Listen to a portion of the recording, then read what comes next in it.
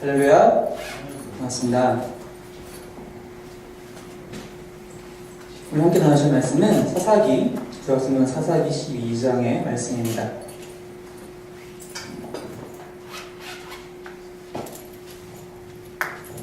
구약성경 사사기 12장 1절부터 마지막 절인 15절까지 말씀을 우리 함께 교독하도록 하겠습니다. 다 찾았으면 제가 먼저 12장 1절부터 제가 먼저 읽겠습니다. 에브라임 사람들이 모여 북쪽으로 가서 입다에게 이르되 내가 암몬 자손과 싸우러 건너갈 때에 어찌하여 우리를 불러 너와 함께 가게 하지 아니하였느냐. 우리가 반드시 너와 내 집을 불사르리라 하니 입다가 그들에게 이르되 나와 내 백성이 암몬 자손과 함께 싸울 때에 내가 너희를 부르되 너희가 나를 그들의 손에서 구원하지 아니하므로 나는 너희가 도와주지 아니하는 것을 보고 내 목숨을 돌보지 아니하고 건너가서 암몬 자손을 쳤더니 여호와께서 그들을 내 손에 넘겨주셨거늘 너희가 어찌하여 오늘 내게 올라와서 나와 더불어 싸우고자 하느냐 하니라. 입다가 길앗 사람을 다 모으고 에브라임과 싸웠으며 길앗 사람들이 에브라임을 쳐서 물리쳤으니 이는 에브라임의 말이 길앗 사람을 에브라임에서 도망한 자로서 에브라임과 므낫세 중에 있다 하였습니다. 길앗 사람이 에브라임 사람보다 앞서 요단강 나루턱을 장악하고 에브라임 사람의 도망하는 자가 말하기를 청하건대 나를 건너가게 하라 하면 길앗 사람이 그에게 묻기를 내가 에브라임 사람이냐 하여 그가 만일 아니라 하면 그에게 이르기를 시볼레시가 바로 말하여 에브라임 사람이 그렇게 바로 말하지 못하고 시볼레시가 바로 하면 길앗 사람이 곧 그를 잡아서 그가 만나를 죽였다. 그때 에브라임 사람의 죽은 자가 42,000명이었다. 이따가 이스라엘의 사사가 된 지 6년이라 길앗 사람 입다가 죽음에 길앗에 있는 그의 성읍에 장사되었더라. 그 뒤를 이어 베들레헴의 입산이 이스라엘의 사사가 되었더라. 입산이 그가 아들 30명과 딸 30명을 두었더니 그가 딸들을 밖으로 시집보내었고 아들들을 위하여는 밖에서 여자 30명을 데려왔더라. 그가 이스라엘의 사사가 된 지 7년이라. 입산이 죽음에 베들레헴의 장사되었더라. 그 뒤를 이어 스불론 사람 엘론이 이스라엘의 사사가 되어 10년 동안 이스라엘을 다스렸더라. 스불론 사람 엘론이 주변에 스불론 땅 아야벨론의 장사되었더라. 그 뒤를 이어 비라돈 사람 힐렐의 아들 압돈이 이스라엘의 사사가 되었더라. 그에게 아들 30명과 손자 30명이 있어 어린아이 70만을 되었더라. 압돈이 이스라엘의 사사가 된 지 8년이라. 같이 읽겠습니다. 비라돈 사람 힐렐의 아들 압돈이 죽음에 에브라임 땅 아말렉 사람의 산지 비라돈에 장사되었더라. 아멘. 우리가 친구 중에 보면은 종종이라고 해야 될지 가끔 그런 친구들이 있어요. 생색내기를 좋아하는 사람들이 있죠. 뭐 하나 이렇게 도와주거나 이런 호의를 베풀면은 그거를 가지고 다시 계속 우려먹는 사람들이 있죠. 내가 그때 너 그렇게 해줘가지고 너 그렇게 된 거야. 이런 식으로 생색내는. 근데 이제 만약에 그걸 듣기 싫어서 그걸 한번 뭐 무슨 일이 있을 때 이제 초청하지 않는다거나 뭐 도와달라고 얘기하지 않는다거나 그렇기 때문에 그 뒤에 가서 막 또 왜 그러지 않냐고 또 그런 얘기들은 종종 하죠.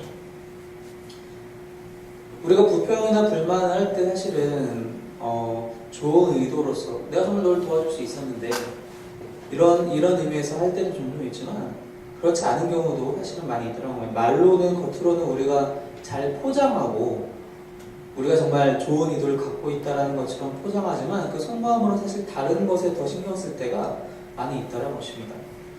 오늘 바로 이 본문에 나와 있는 에브라임 사람들이 바로 그런 사람들이라는 것이죠. 이 1절부터 보니까 에브라임이 입다에게 와가지고 왜 너희가 암몬 자손이랑 싸울 때 우리를 부르지 아니하느냐. 우리를 불렀으면 우리가 얼마나 잘 싸워줬을 텐데 그러면서 얘기하기를 후반절에 보니까 우리가 반드시 너와 내 집을 불사르리라 협박까지 하고 있다는 것입니다. 여러분 에브라임의 이러한 모습은 사실 여기서 처음 나타나는 얘들 왜 이래? 라는 그런 장면이 아니에요. 우리가 이미 사사기에서 살펴보면서 왔지만 이런 모습이 분명히 또 있었단 말이에요. 잠깐 그쪽으로 한번 가볼까요? 사사기 8장에 있는 말씀입니다.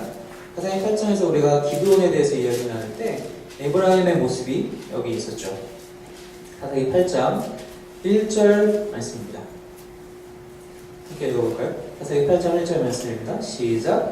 에브라임 사람들이 기드온에게 이르되 내가 미디안과 싸우러 할 때 우리를 부르지 아니하였으니 우리를 이같이 있었다고 어찌 되느냐 하고 그와 크게 다투는지라. 여기서 이제 에브라임 사람의 기도원에게도 나와서 왜 너 미디안이랑 싸울 때 우리를 부르지 아니하였느냐, 왜 우리를 이렇게 홀대하느냐, 이렇게 이제 얘기를 하고 있어요. 그래서 이제 그와 크게 다투었다. 근데 우리가 이미 얘기를 알다시피 기도원이 여기서 이제 좀 잘 이 에브라임 사람들을 잘 구슬려요.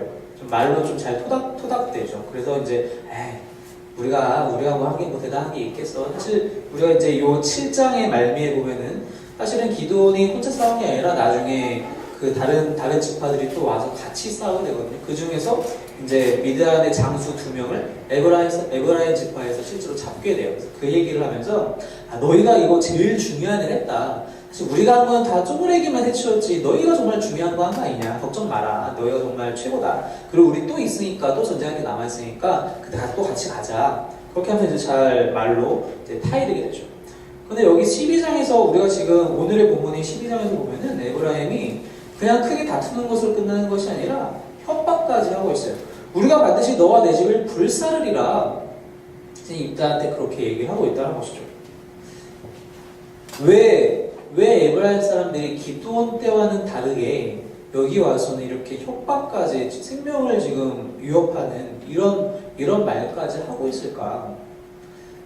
방금 얘기했다시피 기드온 때는 상황이 좀 달랐어요. 왜 달랐느냐? 전쟁이 아직 끝나지 않았단 말이죠. 전쟁이 아직 남아있어요. 그래서 실제로 기드온은 요단강을 건너서 더 가게 되죠. 그래서 더 가서 이제 전쟁이 더 치르게 되죠.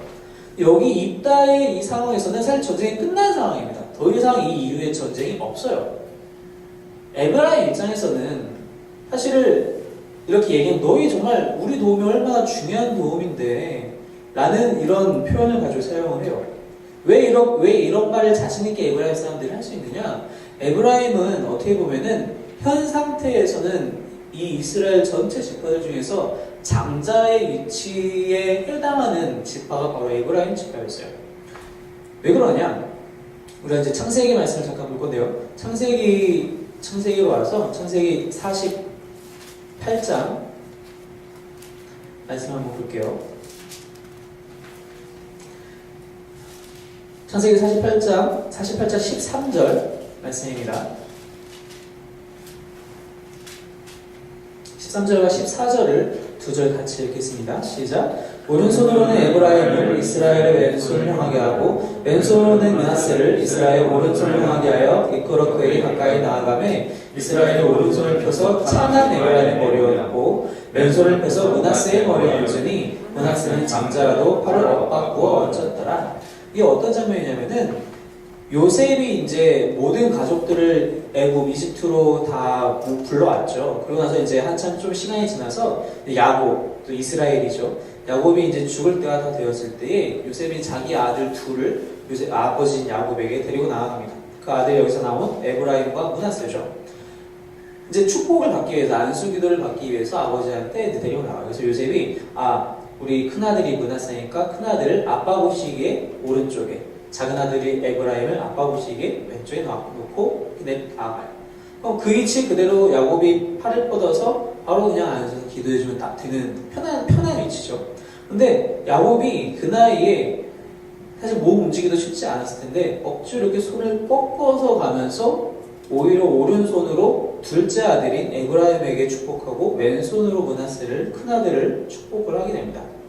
그래서 이제 이 뒤에 이제 요셉이 그 얘기를 해요. 왜 그렇게 하셨습니까? 왜 큰아들은 므낫세인데 왜 오른손? 단지 오른손이라는 것은 더 나은 것, 그런 것을 의미하는 시대였기 때문에 왜 오른손으로 그렇게 하십니까? 오른손으로 왜 둘째를 축복하십니까? 17절에 보니까 기뻐하지 않았다라고, 요셉이 그 아버지가 그렇게 하는 것을 보고 기뻐하지 않았다라고 그렇게 얘기를 해요. 근데 불평을 한다는 얘기죠.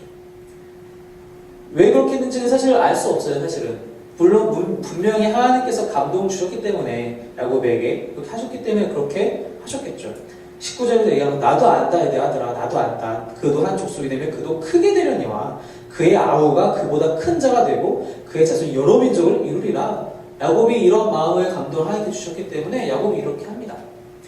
그리고 나서 시간이 지나서 실제로 이제 이 당시에는 르우벤이 원래는 야곱의 제일 큰 아들이지만 르우벤이 장자로서의 역할을 하지 못하고 있는 상황이었어요. 그러니까 창세기를 쭉 읽어보신 분들은 아시겠지만 르우벤은 사실 아버지의 척을 탐하였었고 그래서 장자의 위치를 습격하죠. 그 둘째와 셋째 아들인 시므온과 레위 역시 그 자기 자신들의 그 여동생이 사고를 당했을 때 가서 막 칼로 난리를 치죠. 물론 그 자체로는 우리가 판단하기 쉽지 않지만 야곱은 그것에 대해서 되게 많이 그 두 아들 정말로 많이 혼냈어요. 이것 때문에 우리 가문에 위험이 오면 어쩌냐. 그 두 아들도 사실은 야곱의 눈밖에 난 상황인 거죠. 그래서 어떻게 보면 유다가 그 와중에서는 가장 장자의 위치였는데 이 애굽으로 모든 그 가족들을 데리고 오고 실제적으로 야곱의 그 가족 식솔들을 구원한 입장인 요셉이 여기서 이제 장자격으로 대신 대표가 되는 것이죠. 그래서 이제 나중에 이제 430년이 지나서 모세가 이제 하나님께서 이끄심으로 출애굽을 시키고 나서 여호수아가 그 바톤을 나오게 봤잖아요. 이 여호수아가 바로 에브라임 지파 사람입니다. 모세가 간 다음에 정작 요단강을 건너가서 그 땅에 전쟁하는 이스라엘 백성을 이끌었던 사람이 바로 에브라임 지파 여호수아였기 때문에 당시에 에브라임의 그 권력이란 이루 말할 수가 없는 거예요. 그래서 그 에브라임 지파 사람들은 자신들의 그 프라이드가 상당히 강했어요. 야, 여호수아가 우리가 그 한참 전쟁하던 그 어려운 때에 우리의 사람이었다. 우리가 그렇게 훌륭한 장수를 배출한 그런 뼈대에 있는 가문이다. 그런 에브라임이었다는 얘기죠. 실제로 기도원 때에도 그 미디안 장수들 죽이기도 했고, 에브라임이 사실 큰 소리 칠만합니다. 큰 소리 칠만한데, 실제로 에브라임이 여기서도 그런 의미에서 한 것이냐. 야, 우리가 정말 대단한 집안인 너희가 우리 썼어야지. 라는 이유만으로 이들이 이렇게 불평하는 것은 그렇지 않다는 것입니다. 왜냐? 당시에 전쟁을 하게 되면은 전리품을 쓰려면 얻게 되죠. 그 전리품은 당연히 전쟁에 참여한 사람들이 나누어 가는 것이라는 거죠. 암몬 자손과 싸워서 크게 이깁니다. 크게 이겼으면 당연히 암몬 군대의 전리품이 누구의 손으로 들어오죠? 당연히 입다의 손으로 들어온다는 것이죠. 에브라임 사람은 그게 아까운 거예요. 요단강을 건너가면서까지 그곳에서 그들이 전쟁을 벌였는데 그 암몬 자손이 그냥 조금의 군대가 온 것도 아니고 상당히 큰 군대가 온 것인데 우리도 그것을 나눠 먹을 수 있었는데 왜 우리를 빼놓고 갔느냐. 이렇게 실제로 말은 하지 못하고 야, 우리가 정말 힘 잘 싸우는 사람들이고 우리가 지금 이스라엘의 대표격 장자격인데 왜 너희가 우리를 배제했느냐. 오히려 이런 핑계를 대고 있다는 것이죠. 여러분, 무엇이 먼저가 되어야 합니까? 우리가 물질적인 축복, 물질적인 복을 얻기 위해서 우리가 하나님을 필요로 하는 것인가? 에브라임 사람들은 사실 암몬 자손들이 당시에 이제 입다 이야기가 처음 시작하면서 암몬 자손만 쳐들어온 게 아니고 암몬 자손과 함께 블레셋 사람도 같이 쳐들어오게 되거든요. 근데 이제 이 입다 이야기는 암몬 자손만 지금 다루고 있는데 이 입다가 속해 있는 길앗 지역만 암몬 자손이 해코지한 게 아니란 거죠. 이스라엘 전 지파가 이것 때문에 힘들어하고 있는 상황이었다는 것입니다. 에브라임이 모를 리가 없었다는 거예요. 에브라임은 충분히 이것이 정말 하나님의 공의에 맞는 것이 아니다. 우리가 이렇게 하나님의 백성인 우리가 이렇게 당하고 있어야 되는가? 저 이방 민족에 의해서 이렇게 핍박받고 있어야 되는가? 우리 일어나자. 하나님의 이름으로 분연히 일어나서 싸우자. 라는 마음이었으면 언제든지 벌써 그렇게 할 수 있는 상황이었다는 것이죠. 언제든지 그렇게 자신들이 일어나서 싸울 수 있었는데도 불구하고 왠지 전황이 불리해 보이니까 그러지 않고 있다가 있다가 길라에서 사람들 모여서 싸우네? 왠지 좀 잘 나가는 것 같은데? 이거 크게 이기겠다. 크게 이기면 남는 게 많을 텐데. 하나님의 사명이 하나님께서 이들에게 명하신 것, 그 첫 번째 명령, 너희가 그 땅에 들어가서 모두를 멸하고 너희를 위해서 따로 떼어치도 말고 너희 그들과 함께 언약을 맺지도 말고 나만 따르라. 그 이방의 신들을 두려워하지 말아라. 분명히 이렇게 말씀하셨는데 그런 건 다 뒤로 하고 오직 그것 하나만, 내가 무엇을 얻을 수 있는가? 하나님의 사명은 뒤로 한 채 내 앞에 놓여져 있는 그 물질적인 축복에, 그런 물질적인 그런 욕심에 그들이 눈이 돌아가고 있다는 것입니다. 우리가 때로 신앙생활을 그렇게 할 때가 있다는 것입니다. 하나님의 이름을 팔고 하나님의 것을 구하는 것이 아니라 오히려 그 이름을 핑계 삼아서 내 욕심을 채우려는 때가 많이 있다는 것입니다. 하나님은 절대로 우리를 복이라는 미끼를 가지고 우리를 낚으시려고 유인하시는 분이 아니세요. 우리는 때로 그렇게 쫓아가요. 우리는 때로 하나님이 저걸 저기다 두셨으니까 내가 거기 가서 딱 먹으면 되겠지 라고 그렇게 착각할 때가 있다는 것입니다. 우리가 구하는 것이 복에 대해서 많이 구하게 되고 사실 그것 때문에 한국교회가 얼마나 기복신앙에 빠져서 많이 힘들어했고 지금도 힘들어하고 있지 않습니까?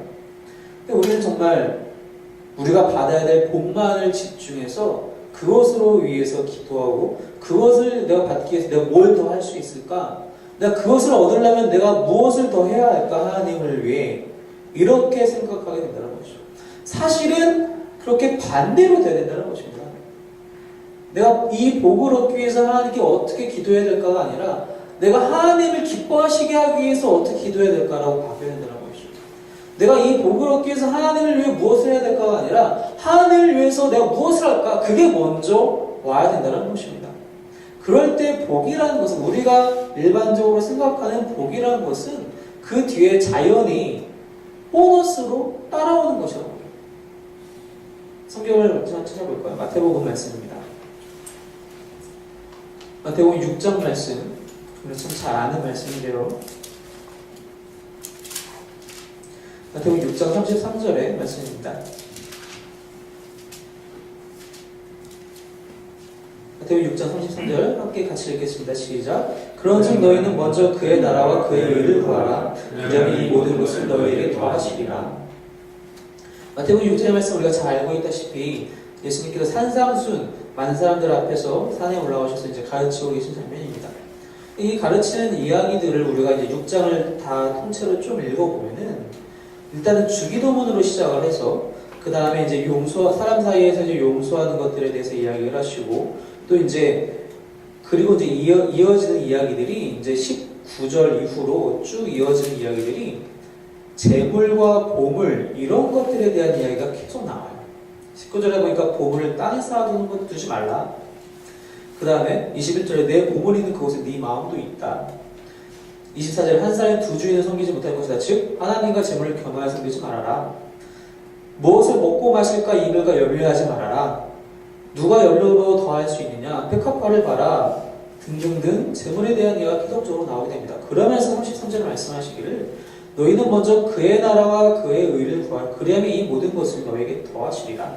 먼저 하나님의 나라를 위하여서 하나님의 뜻, 하나님의 의지를 위하여서 너희가 살게 된다면 그 이후에 이런 것들은 너희가 구하지 않아도 너희에게 알아서 하나님께서 채워주실 것이다. 풍족하게는 모르겠다. 너희가 원하는 만큼의 풍족하게는 하나님의 기준이 아니니까. 하지만 하나님께 필요한 만큼 보면 너희에게 채워주실 것이다. 내일을 염려하지 말아라. 내일은 내일 염려하고 한 날을 괴로워 그날을 족할 것이다.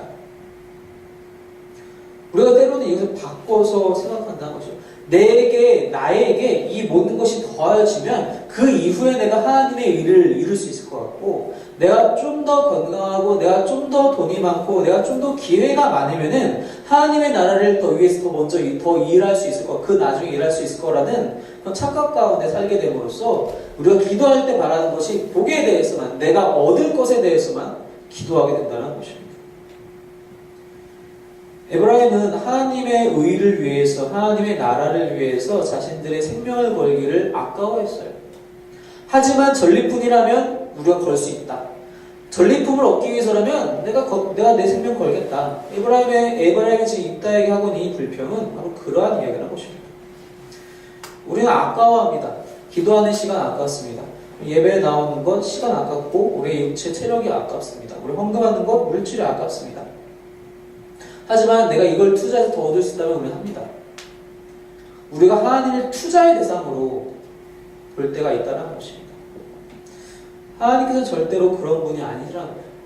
많은 투자회사가 투자은행이 야 너희가 이거 이만큼 맡기면은 우리가 이거 복리로 쳐가지고 쭉쭉쭉 불려줄게. 하나님이 이렇게 말씀하시는 분이신가요? 절대 그렇잖아요. 하나님은 오히려 우리에게 너희 이 세상에서 쉽지 않을 거야. 예수님께서 분명히 말씀하시잖아요. 너희 이 세상이 쉽지 않을 거야. 너희를 핍박하는 사람 분명히 있을 거야. 우리가 잘 알고 있는 방금 마태복음 말씀 읽었지만 마태복음에 나오는 팔복에 대해서도 나를 위해서 핍박받는 자는 복이 있을 것이다. 근데 그것이 거기서의 복이 아니라 이 땅에서의 복이 아니라 하늘에서의 복을 하는 그 분명히 말씀하고 계신데 우리는 이 땅에서 핍박받기도 싫고 복만 받았으면 좋겠다. 많은 교회의 목사님들이 때로는 이렇게 잘못된 이야기를 전할 때가 있어요. 예수 믿고 사시면 복 받습니다. 승진도 하고 학교도 합격하고 돈도 잘 벌고 자녀들 건강하고 다 잘 됩니다. 얼마나 좋겠어요. 그럼 얼마나 좋겠어요. 하지만 지금 당장 내 삶을 봐도 나는 열심히 믿는 것 같은데 내 일은 잘 풀리지 않아요. 그럴 때가 있다는 것입니다. 이것이 전적으로 나의 행위에, 나의 신앙의 행위, 나의 종교의 행위와 나에게 따라오는 그 아웃컴들, 따라오는 결과들이 정확히 일치할 때만 우리 마음이 만족한데 사실은 하나님의 나라는 그렇게 이루어지지 않는다는 것입니다. 여러분 우리가 정말로 구분해야 하는 것은 나의 신앙생활과 나의 종교생활을 정확하게 구분해야 한다는 것입니다. 내가 이렇게 하면은 내가 조금 더 나은 크리스천으로 보이겠지라고 해서 하는 모든 종교 활동들이 나의 진짜 믿음이냐 착각하면 안 된다는 것입니다. 하나님의 뜻, 하나님의 의지를 우리가 추구하면서 사는 것이 진짜 신앙생활이라는 것입니다. 하나님이 무엇을 가장 원하시는가? 하나님이 이미 나에게 하신 말씀이 무엇인가? 내가 그 말씀을 붙들고 그 말씀을 행하기 위해서 내가 무엇을 했는가? 내가 지금 어떻게 해야 하는가? 그리고 그것을 연구하고 묵상하고 행하는 것이 진짜로 하나님께서 기뻐하시는 신앙생활이지 하나님의 마음에 합한 것이지 단지 그냥 내가 먼저 생각해서 내가 이렇게 하면 되겠거니 내가 이렇게 하면은 하나님이 좋아하시겠거니 내가 이렇게 하면 복을 받겠거니 라고 생각해서 하는 모든 활동은 아무 의미 없는 종교 활동에 불과하다는 것입니다. 이에 대해서 입다가 반응을 하기를 이러한 에브라임의 들평에는 입다가 반응하기를 너희가 내가 부를 때 찾아온 적이 없다. 나를 도와준 적이 없다. 내 목숨을 걸고 나아가서 아무자를 쳤는데 너희는 왜 이제 와서 나에게 싸우자고 하느냐? 2, 3절에 그렇게 얘기를 하고 있죠. 이 입다의 반응은요 너무 정당합니다. 그죠? 도덕적으로 봐도 정당하고요 신앙적으로 봐도 정당해요. 3절에 보니까 여호와께서 내 손 넘겨준 것이다. 너희가 나에게 암몬과의 승리를 준 것이 아니라 하나님께서 이 승리를 나에게 주신 것이다. 너희가 거기에 왜 왈가왈부하느냐 라고 얘기하고 있어요. 정당합니다.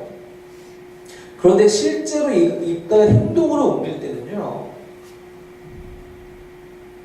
이상한 이유가 갑자기 등장을 해요. 4절에 보니까요 이따가 길라 사람을 다 모으고 에브라임과 싸웠으며 길라 사람들 에브라임을 무찔렀으니 이는 왜 무찔렀냐면 에브라임의 말이 너희 길라 사람은 본래 에브라임에서 도망한 자로서 에브라임과 므낫세 중에 있다 하였습니다. 무슨 얘기냐? 에브라임이 길라 사람들을 조롱할 때 어떻게 조롱했냐면 이 도망간 놈들, 변절자 그렇게 얘기했다는 것이죠. 이들이 왜 이렇게 이야기했느냐? 여러분 우리가 이제 여호수아서를 쭉 읽어보고 또 이제 신명기나 민수기 상황에서도 우리가 다 봐서 알지만 이스라엘의 12지파가 다 요단강 동편에 와서 살았습니까? 우리 구약산책 때 배웠는데 구약산책 때 목사님이 지도도 한참 그리시고 이런 지도 다 따라주셨잖아요. 그죠? 요단강을 기준으로 한 편에 다 모여서 12지파가 살았습니까? 아니죠. 어떻게 됐죠? 요단강 이편과 저편이라는 표현이 계속 나오죠. 이편이라고 요단강 동쪽 하나님이 원래 주신 가나안 지역을 얘기하는 것이고 요단강 저편이라는 것은 요단강 서편을 얘기하는 것인데 요단강을 건너지 않은 사람들을 얘기하는 거예요. 그죠? 르우벤 지파와 므낫세 반 지파와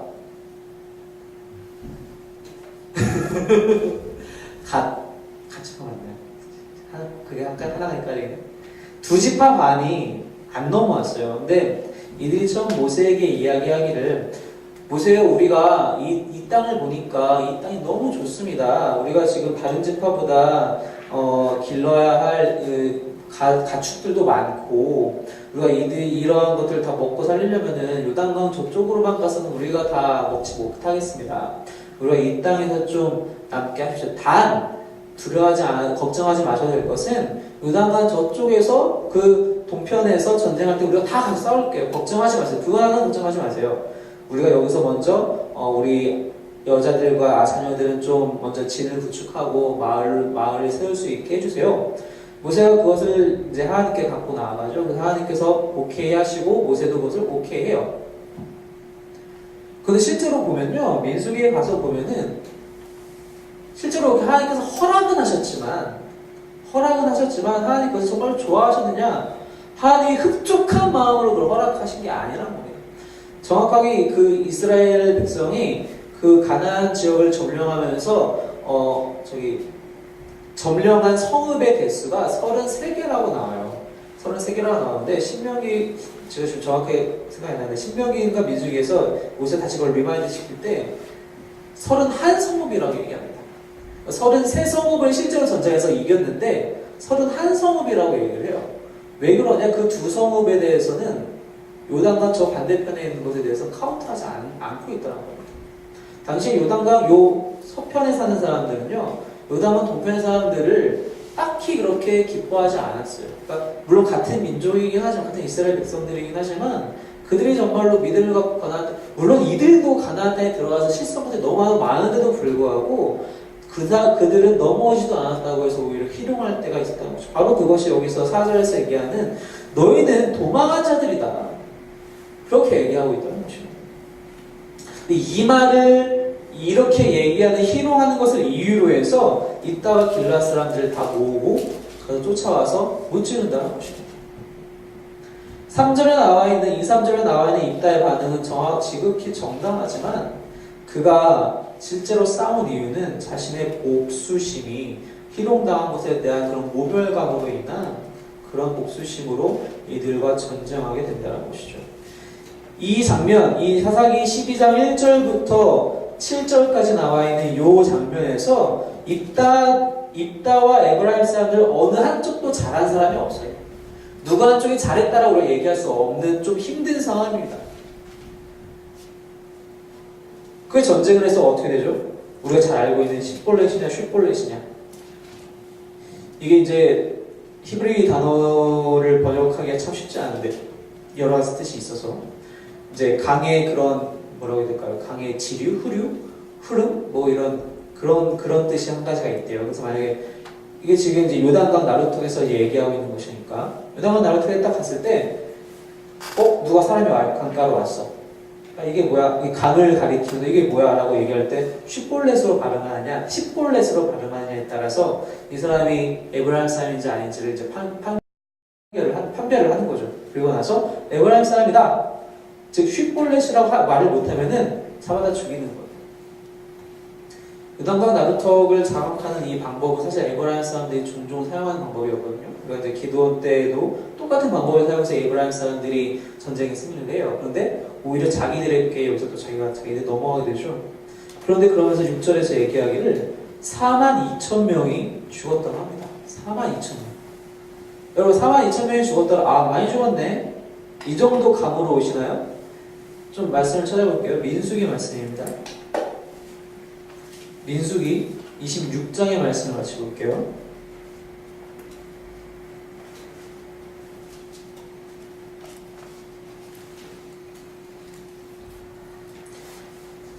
민수기 26장 35절부터 37절까지 말씀인데 37절만 읽겠습니다. 민수기 26장 37절의 말씀입니다.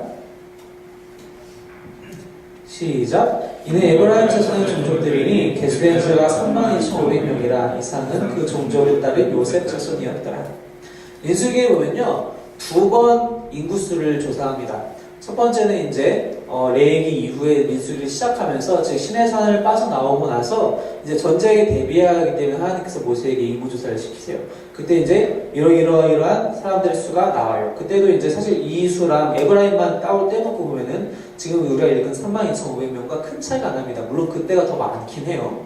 근데 그리고 나서 광야 생활을 쭉 시작을 하죠. 그런데 우리가 그 중간에 알다시피 어떤 일이 있었죠? 정탐꾼을 보내서 가나안 땅을 확인을 합니다. 그런데 사람들이 못 들어가겠다 막 불평을 불만을 표출하죠. 하나님 거기서 20세 이상 너희들 다 못 들어갈 줄 알아. 즉 그때 첫 번째 개수한 사람들은요 다 전쟁에 가능한 사람들을 개수한 것인데 그 사람 다 못 들어가요. 그 사람들 다 못 들어가고 이제 여기서 개수한 사람들은 이제 들어갈 사람들인 거예요. 그런데 이 에브라임은 32,500명이 현재 군사로서 활용할 수 있는 사람들이거든요. 이들이 지금 이제 들어가서 여호수아와 함께 전쟁을 해야 될 그러한 군사들이 되는 거죠. 그리고 나서 300년 가까이가 지금 흐른 겁니다. 300년간 물론 엄청 번성할 수 있죠. 근데 우리가 알다시피 전쟁이 끊이지 않는 이스라엘이었기 때문에 생각만큼 그렇게 많이 이 인구수가 불어났을 거라고 예측할 수 없다는 겁니다. 그런데 그런 에브라임 사람들 중에 42,000명이 죽는다는 거예요. 현재 지금 가나안 땅을 들어가기 바로 앞서서 잰 것이 32,500명인데 300명이 지났고 때로는 태평성대도 있었지만 42,000명이 이 자리에서 죽습니다. 에브라임이 거의 진멸당할 정도로 죽는다는 사실입니다. 여러분 이게 왜 이렇게 잔인하리만큼 어떻게 느끼기에는 한 민족이 없어지리만큼 이렇게 당해야 하는가? 단지 정말 이들이 전리품을 노려서 이런 것 때문에 하나님보다 세상 것들을 먼저 했기 때문에 이제 이렇게 정말 이렇게 이런 식으로 벌을 받아야 하는가? 사실 이렇게 우리가 좀 의문이 들 때도 있습니다. 문제는 무엇이냐면 에브라임 사람들이 잘못한 것은 이거 한 가지, 바로 앞서 얘기했던 물질을 먼저 쫓아왔던 그거 한 가지가 아니라는 사실입니다. 두 번째로 더 중요한 것은 이들이 하나님의 영광을 대신 자신들이 차지하려고 했기 때문이라는 것입니다. 무슨 뜻이냐? 이 전쟁의 승리는 정확하게 하나님으로부터 비롯된다는 것입니다. 하나님만이 이 전쟁의 승리를 주시는 분이세요. 3절에서 이따가 정확하게 얘기한 것처럼 여호와께서 그들을 내 손에 넘겨주셨거든요. 이렇게 정확하게 얘기하는 것처럼 하나님께서 이것을 주신 것이지 사람의 능력이 조금 더, 사람의 노력이 조금 더, 사람의 수가 조금 더 붙은다고 해서 그들 때문에 전쟁의 승패가 좌우되는 것이 아니라는 것입니다. 그런데 이들은 우리가 같이 했으면 당연히 더 크게 쉽게 이겼을 텐데 너 왜 우리 안 불렀어? 아까도 말씀드렸던 것처럼 에브라임 사람들이 갖고 있었던 이런 프라이드, 여호수아 이래로 우리 가문이 정말 대단한 가문이다라는 것. 봤어? 우리 조선 요셉이 너를 다 먹여 살린 거 아니야? 사실은 이런 식으로 갖고 있는 영광을 빼앗아오는 이런 교만의 문제가 바로 이들이 갖고 있는 더 큰 문제였다는 것입니다. 하나님의 자리를 노리려는 사람의 모습은요, 정말 성경 전체에서 끊이지 않고 나타나는 거죠. 창조하시고 하나님께서 세상을 창조하시고 바로 나타나잖아요. 아담과 하와가 그 선악과를 먹음으로써 뱀이 이렇게 꼬시죠. 너희도 하나님과 같이 될 거야. 뱀이 만약에 뱀으로 위장한 그 사단이 찾아와서 하와한테 만약에 야 저거 정말 맛있어. 야 당도가 최고야. 이렇게 꼬셨다면요. 하와가 글쎄요 그때도 넘어갔을지는 모르겠어요. 그냥 뭐 그거 말고도 먹을 거 많은데 뭐 맛있는 건 다 맛있어. 난 다 맛있는데 조금 이거 더 맛있다고 하니까 그래 먹어는 볼까? 라고 했을지 모르겠어요. 그런데 뱀이 와서 꼬시기를 너희가 하나님과 같이 될 것이다. 너희가 모든 이치를 깨닫게 될 것이다. 혹하죠. 하와는 지금 그냥 당시 아담과 하와는 뻘거먹고 살면서 그냥 뭐 먹고 뭐 하나님께서 뭐 하라 하시면 하고 아무 생각 없었거든요. 그런데 내가 하나님과 같이 된다. 하나님 정말 나도 만들어주시고 잘 보이지도 않으시지만 정말 대단하신 것 같은데 내가 하나님 같이 될 수 있다고? 먹죠. 하나님의 자리를 탐한 사람의 모습이라는 것입니다.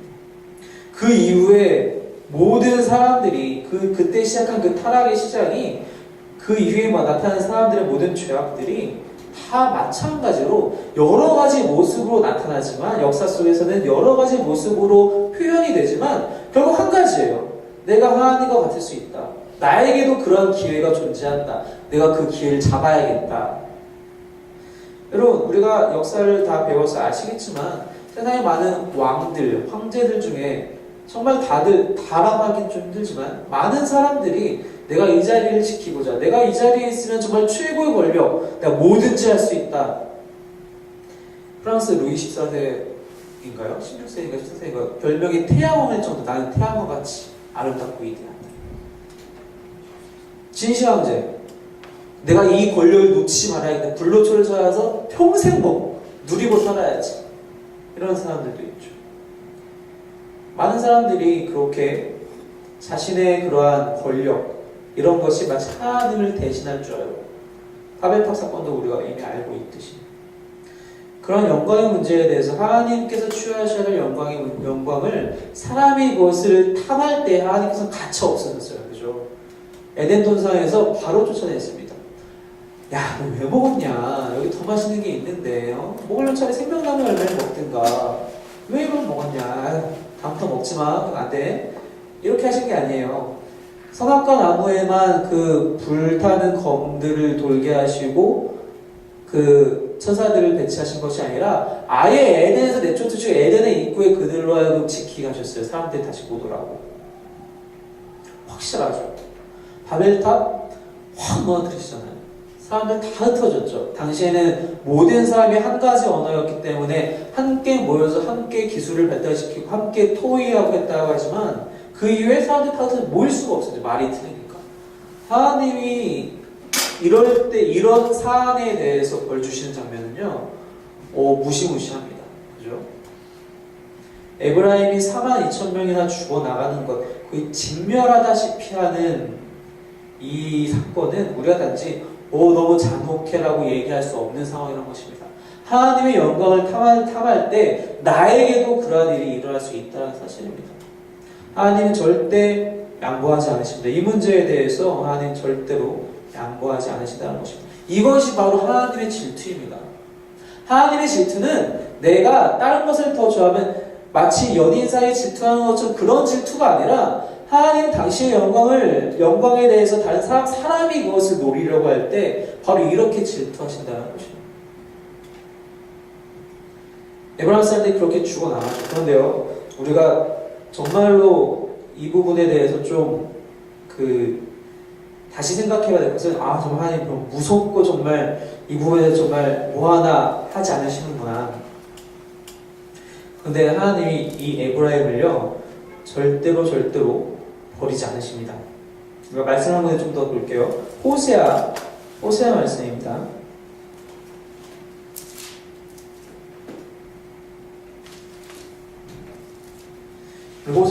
호세아서에 가서